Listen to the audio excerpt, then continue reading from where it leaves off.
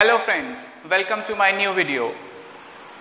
मैं रमनदीप सिंह लुधियाना पंजाब से एक बार फिर कॉमर्स की एक नई वीडियो के साथ अपनी नॉलेज शेयर करने जा रहा हूं।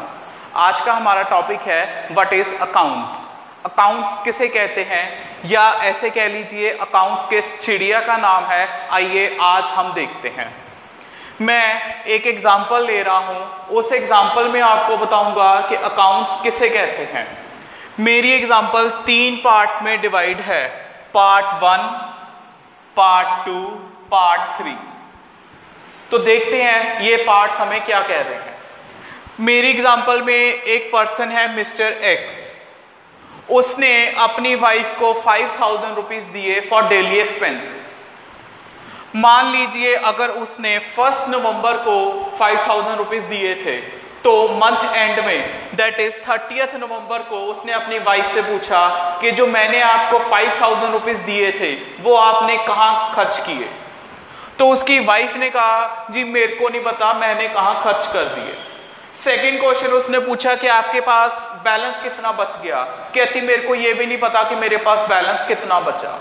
तो फर्स्ट केस में जो मिस्टर एक्स ने अपनी वाइफ को 5000 रुपीज दिए थे उसमें कुछ नहीं बताया, ना ये बताया कि हमारे पास बैलेंस कितना बचा, ना ये बताया कि मेरे पास खर्च कहां पर हुआ। तो यहां पे हम ये मान सकते हैं कि जो इसका आंसर था फर्स्ट केस में वो था नॉट डिफाइंड।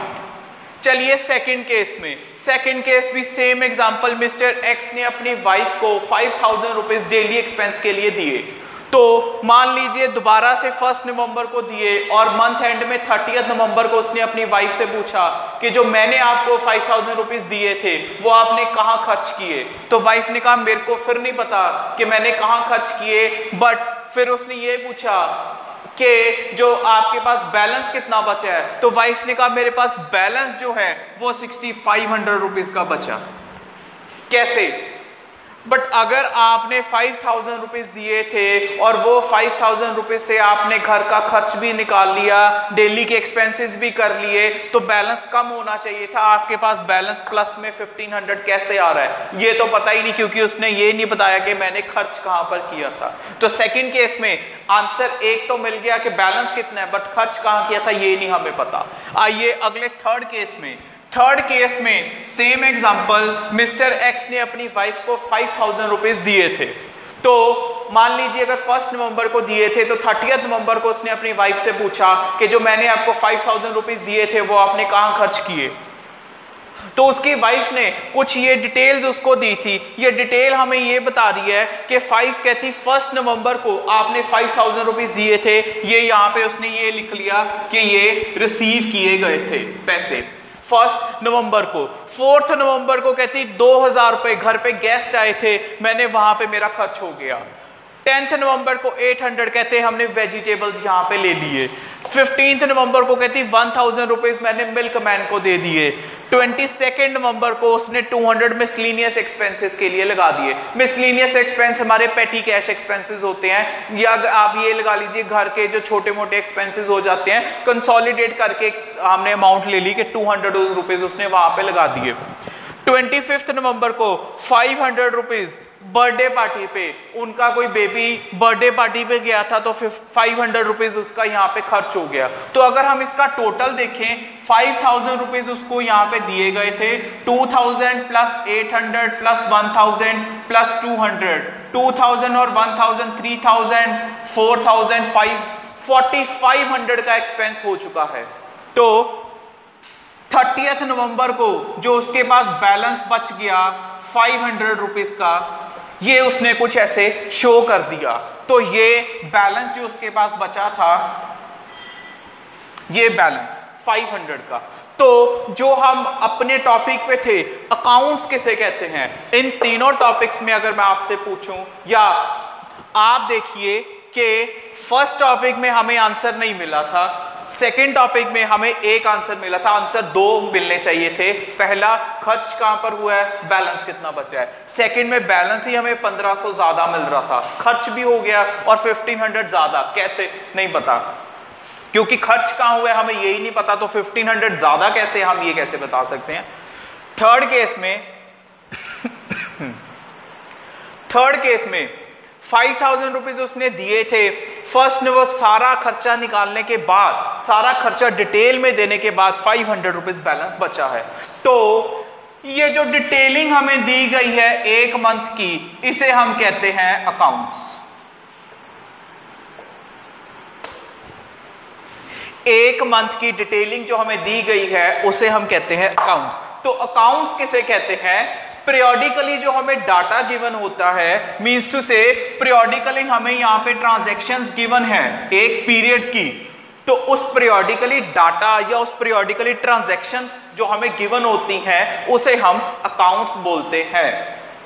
तो अब ये डाटा हमें क्या बताता है? हम इसे अकाउंट्स तो बोलते हैं, बट इसे बनाने का हमें फायदा क्या होता है? देखिए, एक पीरियड के बाद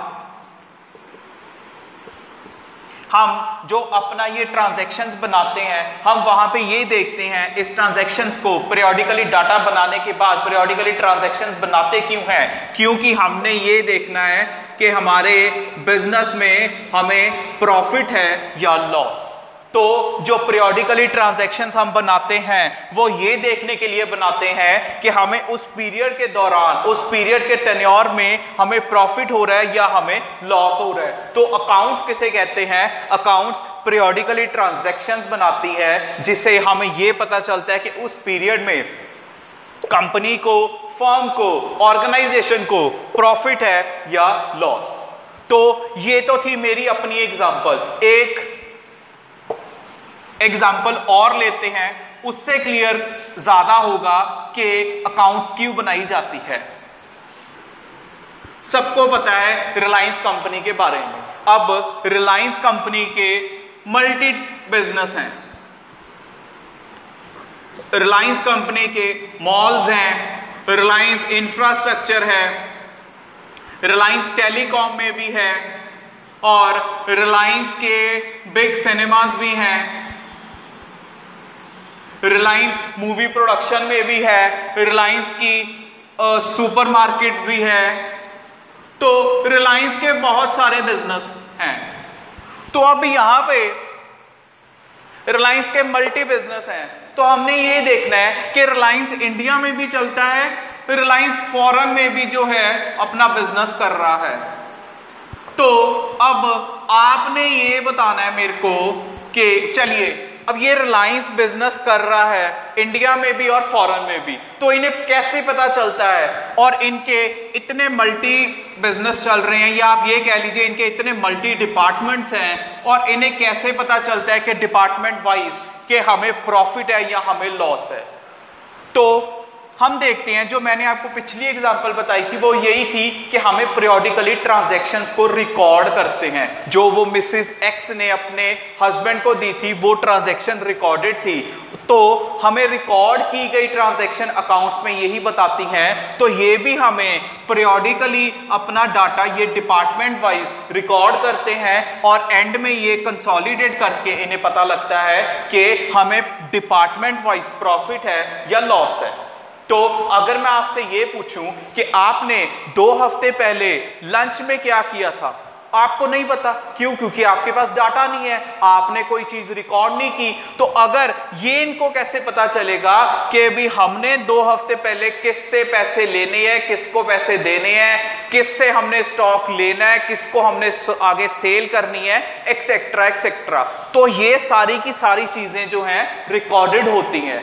और अगर जो मैंने आपसे पूछा था कि आपने 2 हफ्ते पहले लंच में क्या किया था, और अगर आप मंथली, 3 मंथली मतलब के क्वार्टरली अगर आप रिकॉर्ड करते, तो आप मेरे को आप देख सकते थे या आप मेरे को बता सकते थे कि हमने 2 हफ्ते पहले लंच में ये किया था। तो ये इतना बड़ा बिजनेस कैसे चलता है? ये इतना बड़ा बिजनेस रिकॉर्डिंग से ही चलता है।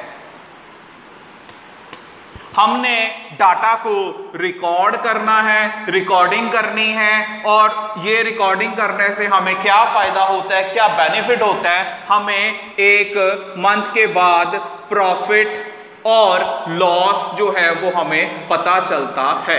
तो ये जैसे malls, infrastructure, telecom, big cinema, supermarket, इनके और कई बिजनेस हैं, तो ये भी रिकॉर्डिंग्स अपनी करते हैं, पीरियोडिकली डाटा प्रिपेयर करते हैं और एंड में प्रॉफिट एंड लॉस जो है वो इन्हें पता चलता है डिपार्टमेंट वाइज कि क्या प्रॉफिट है और क्या लॉस है।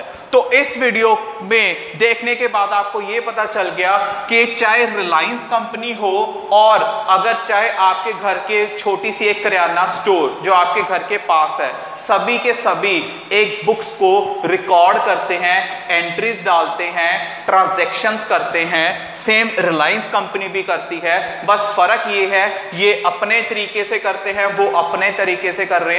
वे दोनों का अलग है, दोनों की ट्रांजैक्शंस डल रही हैं, दोनों रिटर्न में सब कुछ कर रहे हैं, ये देखने के लिए कि हमें प्रॉफिट है या हमें लॉस है। हमारा टॉपिक भी यही था कि अकाउंट्स किसे कहते हैं। अकाउंट्स वही उसे कहते हैं कि रिकॉर्डिंग हमने करनी है रिटर्न में, ये देखने के लिए हमें प्रॉफिट है या हमारा लॉस है। तो इस सेशन में हमने ये देखा अकाउंट्स किसे कहते हैं। अगर ये वीडियो आपको पसंद आई हो तो इसे लाइक कीजिएगा और शेयर करें एंड अपने मेरे इस चैनल को सब्सक्राइब करने के बाद बेल का बटन दबाएं ताकि अगली बार मेरी वीडियो आने पर आपको ऑटोमेटिकली आपके मैसेज बॉक्स पे आपको मैसेज मिल जाए। मैं रमनदीप सिंह इसी के साथ कॉमर्स की एक नए टॉपिक के साथ आपको फिर मिलूंगा। Till then good bye.